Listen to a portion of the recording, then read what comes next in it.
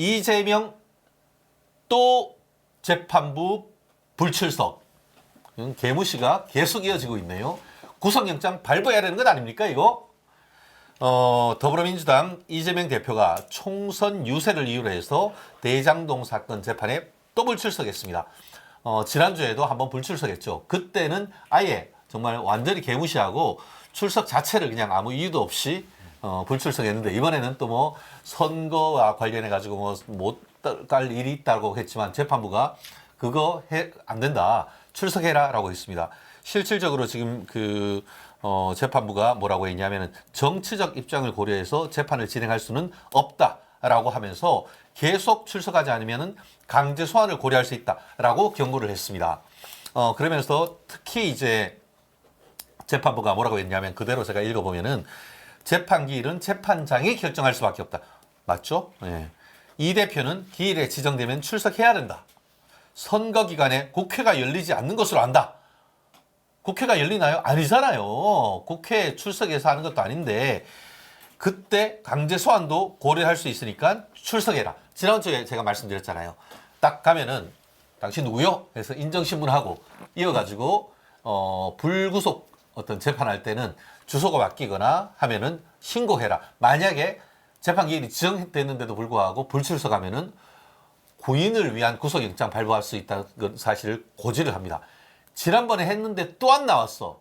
사람이 3-4번인데 진짜 다음번에는 제가 왔을 땐 이 재판장님 정말 구속 가능성이 있지 않은가 싶은데, 이 사태 우리 김일수 대변인은 어떻게 보시나요?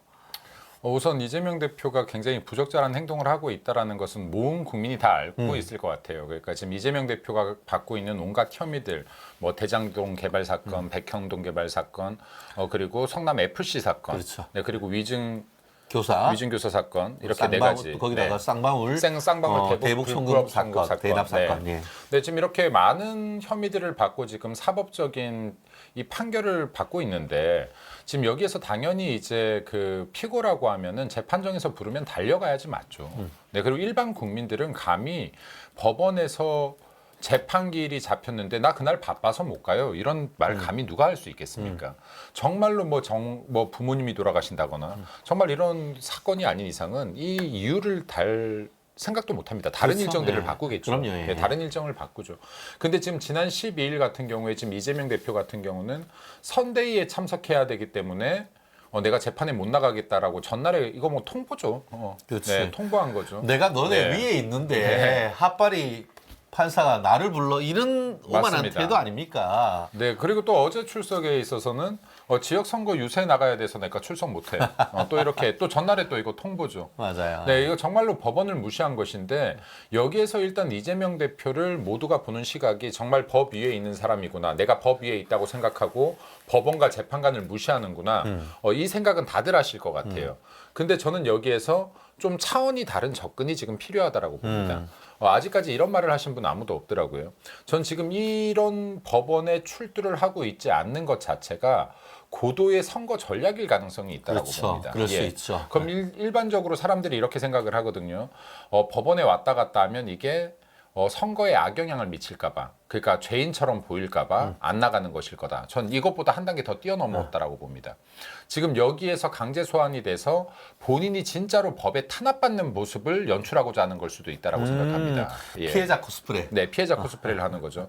지금 아직까지 이런 이야기를 하시는 분들이 없던데, 지금 왜냐하면 이재명 대표가 전국 각지를 돌면서 계속해서 하는 이야기가, 내가 지금 법원을 왔다 갔다 해야 되고 내가 탄압을 받고 있고 증거 하나도 없이 이렇게 재판장을 왔다 갔다 거리고 있다는 걸 끊임없이 온 곳에서 이야기를 하고 있다는 것은, 지금 이재명 대표가 마지막 선거 전략으로 잡고 있는 것이 검찰 독재, 검찰 탄압, 피해자 코스프레입니다. 나는 부당하다, 제가 없다라는 걸 지금 알리고 싶어 하는 것이다. 왜냐하면 이재명 대표가 실제로 내가 이런 발언들만 계속 떠들고 다녔을 땐 크게 이슈가 안 돼요. 왜냐하면 국민들이 이 사람이 혐의가 있는 걸 알아요.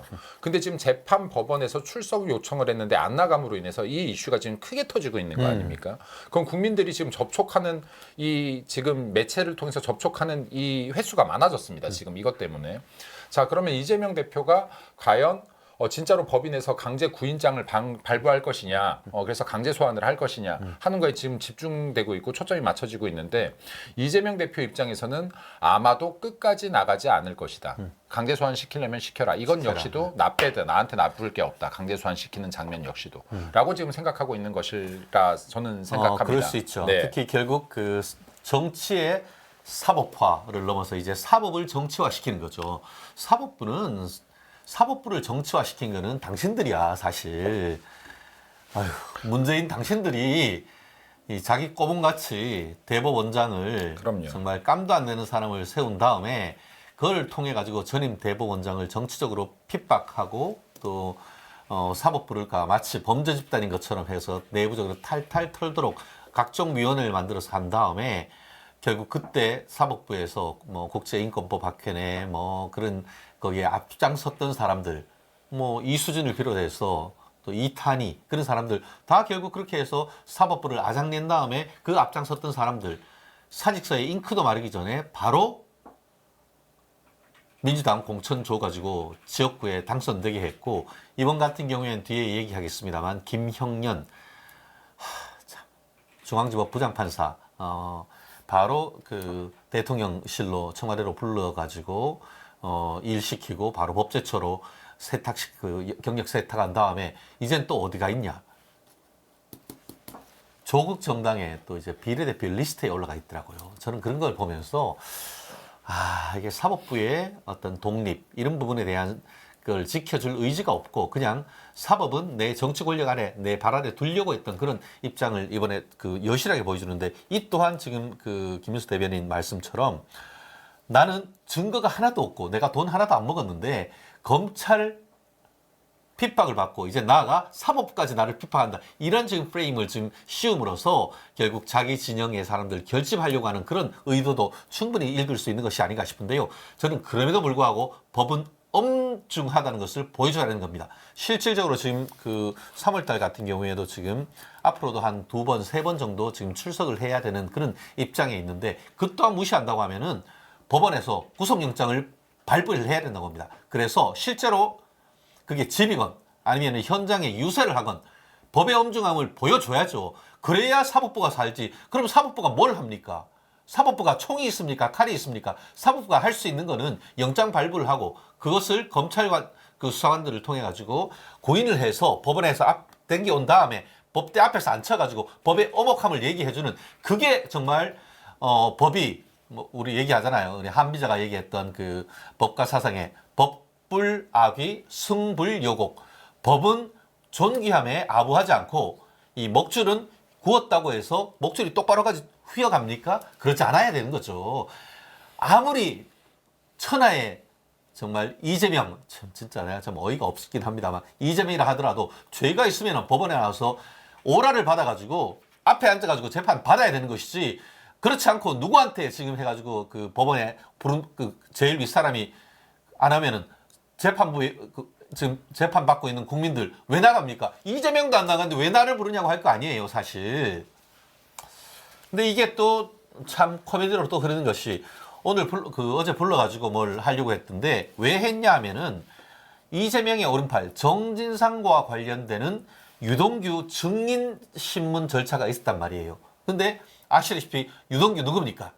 이게 이재명의 장비 아닙니까? 돈 결의했을 때 아니 뭐야 이런 이게 뭐든 물불 가리지 않고 내가 나서서 방탄해주는 그런 사람이었는데 이제 빡친 거 아닙니까? 뭐 문제되니까 지들 살라고 자기를 앞으로 방패를 세운 것에 대한 정말 빡침으로써 지금 태도를 돌면해서 지금 진실을 말하고 있는데 실제 증언을 하기 위해서 어떻게 했냐? 본인이 이재명 지역구인 계양을에 자유통일당 후보로 출마까지 했다가 이번 재판이 계속 늦어지고 이렇게 같으니까 저 선거 그만두겠습니다. 예비후보 그만두고 어제 진짜 자기들 옷 벗고 양복 입고 법정에 출석했어요. 그래가지고 이재명 관련해서 정말 있는 그대로 다 증언하려고 했는데 이재명이 안 나온 거야. 그러니까 이 유동규도 빡쳐가지고 이재명 앞에서 나 증언할 거야. 이재명 내가 하는데 나한테 반대 신문하면 다이다이로 붙어가지고 대질 신문할 거야. 이런 마음으로 나왔는데 이재명이 안 나온 거야. 김이 팍 센 거죠. 그러니까 이재명 안 나오면 저도 증언 못해요. 라고 하니까 검사하고 재판장이 그래도 지금 하고 나중에 또 별도로 이제 소정의 증인신문 할 수 있으니까 라고 말씀드렸는데도 이재명 없으면 나는 못해요. 라고 증언 거부권을 행사해버렸어요. 그래서 재판이 무산이 됐는데요. 지금 그래서 재판을 부득이 연기할 수밖에 없고 다가오는 26일 날 유동규가 출석을 해가지고 하기로 했고 만약에 그때 이재명 불출석하면은 강제 소환 검토한다고 했어요. 결국 3월 26일은 이재명 구속의 날인 거예요. 물론 구속해가지고 깜빡이 가득 보내는 건 아니고 일단 재판에 와서 앞으로도 오겠다라고 하면은 그날 풀어줄 거예요. 그렇지만 재판에 이렇게 정말 재판부를 무시하면서 무단불참 2번, 3번 하면은 구속영장 발부됩니다. 그거 제가 보증할 수가 있습니다. 그렇기 때문에 정말 이재명 3월 26일 나오는지 안 나오는지 안 나오면 제가 봤을 때 이 재판장은 구인을 위한 구속영장 발부할 것 같은데요. 이런 그 유동규 본부장의 어떤 그런 증언 거부 그리고 또 본인의 어떤 예비후보 사태 이런 부분은 또 어떻게 봐야 될까요? 그래서 아까도 뭐 말씀드렸지만 이제 이재명 전 대표 같은 경우가 지금 법원에 출두를 하지 않으면서 계속 검찰 독재를 외치고 검찰 탄압을 외치는데 뭐 아까 강제 구인장 같은 경우는 명확하게 재판관이 발부하는 거예요. 그치. 근데 이게 왜 검찰 독재예요? 그러니까 그쵸. 본인 자체도 말이 맞지 않는 말이 소리를 맞지 하면서 않지. 안 나가고 있는데 이게 아까 첫 번째 이유로 제가 뽑고 있는 것이 고도화된 정치 전략이다. 내가 탄압받고 있다라는 걸 극대화시켜서 우리 진영의 사람들을 모으고자 하는 것이다. 민주당 진영의 사람들을 모으고자 하는 것이다가 첫 번째이고 두 번째는요. 전 이재명 대표의 머릿속 그러니까 생각을 좀 들여다봐야 된다라고 생각해요. 두 번째는 어차피 이번 총선에서 지면 나는 구속이 될 것이라는 마음이 있어요. 예. 그러면 어떻게 해서든지 간에 총선을 이기는 게 먼저이고 그러기 위해선 내가 전국을 돌아서 한 표라도 더 갖고 오는 건 역시도 목표이다. 그래서 제가 두 가지를 말씀드리는데 하나는 고도화된 정치 전략이다. 그리고 하나는 어차피 구속될 것이라는 거 본인이 가장 잘 알고 있다. 본인도 법을 알고 있는 변호사 출신이거든요. 내가 구속될 걸 알고 있기 때문에 어떻게든 간에 총선에 이기는 길만이 어느 정도 정치화되어 있는 지금 사법부를 힘으로라도 눌러서 내 사법 리스크를 정치적으로 풀 수 있는 방안이라고 보고 있는 것 같아요. 이 정도로 지금 사법부가 망가졌다는 거는 아까 변호사님 말씀하셨지만은 김명수 대법원장 체제에서 정말로 이 사법 정의가 무너졌거든요. 여기 지연된 사법 정의라고 하죠. 지연된 정의는 정의가 아니라고 했는데 정말 이재명 대표 같은 경우 선거법조차도 지금 1년 안에 강행 규정에 의해서 끝나야 되는 선거법조차도 지금 이렇게 긴 시간 동안 1심 판결도 안 나고 있습니다. 그렇죠. 지금 어차피 총선 전에는 이재명 대표가 제대로 수사가 이루어지지도 않을 것이고 이 사람이 확정 판결을 받지도 못해요. 그렇기 때문에 우리가 해야 되는 것은 이재명 대표의 범죄가 얼마나 악랄하고 저열한 범죄인지를 계속해서 알려주는 것과 그리고 두 번째는 우리가 정말로 총선에 이겨야 이런 사법 정의를 바로 세울 수 있다 하는 것들을 우리가 더 강조를 해야 된다라고 봅니다. 방금 유동규 같은 경우는요. 이재명과 인연이 굉장히 오래된 사람이에요. 지금 그렇죠. 성남시에서부터. 이재명 대표가 지금 저질렀던 범죄들에 대해서 우리가 좀 알고 지나가야 되는 것들이 있는데 이 지금 대표적인 3대 개발 비리가 있습니다. 이재명 대표가 주동했던. 그러면 지금 다들 아시는 대장동, 백현동 또 하나가 뭘까요? 성남에 아직 파헤쳐지지 않은 사건도 있어요. 맞아요. 아직 드러나지 않은. 아마 7천억 규모 정도 될 겁니다. 여기가 이제 분당 정자동에 있는 H호텔 또 개발 비리가 맞아요. 있습니다. 예, 네. 예. 이렇게 세 가지가 있는데 이 세 가지의 공통점이 있어요. 우리 김 대변인님 고향이 분당입니다. 아니 성남에 성남. 고향은 성남이 아니죠. 고향은 부산인데. 부산인데 제가 살아온 게 32년을 살았죠. 네, 찐 성남, 찐 분당 아닙니까? 그렇습니다. 네. 그래서 지금 이게 보면은 이 세 사건, 3대 개발 비리 사건의 공통점은 뭐냐면 이 개발 자체가 성남시 주관으로 해서 관주도 사업이었어요. 예. 근데 이걸 다 급작스럽게 갑자기 이재명 당시 성남시장 시절에 민간 개발로 변경을 하면서 민간 업체 한 곳이 어마어마한 수익들을 가지고 가는 사건들이 되는 겁니다. 그렇죠. 그리고 이 과정에서 종상향이 이루어지고 특혜가 이루어지고 근데 이건 이재명 대표가 나는 연관이 없다? 말도 안 되는 소리죠. 이재명 대표가 무슨 이야기도 했었냐면요. 나는 100만 원이 넘어가는 거는 다 내가 결제한다라는 이야기도 했습니다. 맞아요. 자기의 예. 행정이 얼마나 꼼꼼한지를 자랑하면서 했던 말이에요. 옛날에 네. 그 김문기 씨 같은 경우에는 뭐라고 했냐면 자기 아들한테 이재명 시장님이 얼마나 대단한 분이냐. 성남시 예산의 1,000만 원 단위까지도 다 기억한다. 이렇게 얘기했어요. 네, 근데 이게 수천억, 수조에 이르는 사건은 나는 모른다. 말도 안 되는 사건, 말도 안 되는 거죠. 그래서 이재명 대표가 자신의 권력을 이용해서 자기와 자기 측근들, 비리에 연루된 자들의 배를 불리고 이러한 권한들을 통해서 지금 정말 이렇게 이 대한민국의 가장 거대 야당 민주당 공당에 들어가서도 지금 이 공당을 좌지우지 나의 친이대로 만들려고 하고 있는 온갖 혐의들을 받고 있는 자이다라는 거 다시 국민들 앞에 한번 말씀드리고 유동규 본부장 같은 경우는 이재명과 이렇게까지 가까웠는데 왜 멀어졌느냐. 사실은요 이재명 대표가 의리만 있는 사람이라고 해도 이렇게 안 그렇게 멀어졌을 안 거예요. 됐지. 왜냐하면 이 사람이 지금 감옥에 있는 동안에 이재명 대표가 이 사람은 나를 반드시 지켜줄 거야. 예를 들어서 악의 공동체라고 해도 이 사람이 분명히 나를 지켜줄 거라는 믿음이 있었으면은 절대 이재명 대표에게 불리한 증언은 하지 않았습니다. 하지만 이재명 대표는 내가 다 사용하고 소요가 끝난 사람은 가감하게 꼬리 자르게 하는 사람이에요. 뭔가 문제는 몰라. 그렇죠. 걔 누구야? 제 나 탓이야. 안면 인식 장애 있어. 이렇게 해버리잖아요. 제가 누군지도 모르겠어. 요즘 말로 생까잖아요, 생까. 저 정도는 내 측근도 아니야. 막 이렇게 그치. 돼버리는 거죠. 그러면 이제 유동규가 들어가서 내가 이거 구속 수사를 받다 보니까 야 이재명 대표가 나를 어떻게든 구해줄 줄 알았는데 이거 나한테 완전히 덮어 씌우고 있구나라는 걸 느낀 겁니다. 그렇죠. 네. 이거에 대한 배신감은 이루 배신감. 말할 수 없겠죠. 그러면 어느 순간이 되었을 때 이 배신감이 정점에 올랐을 때 이재명 너가 나를 안 지켜 내가 널 위해서 이렇게 긴 시간 일해왔는데 그럼 내가 너를 한번 무너뜨려 줄게. 그럼 증언 내용이 이제 제대로 된 사실들이 나오기 시작한 거예요.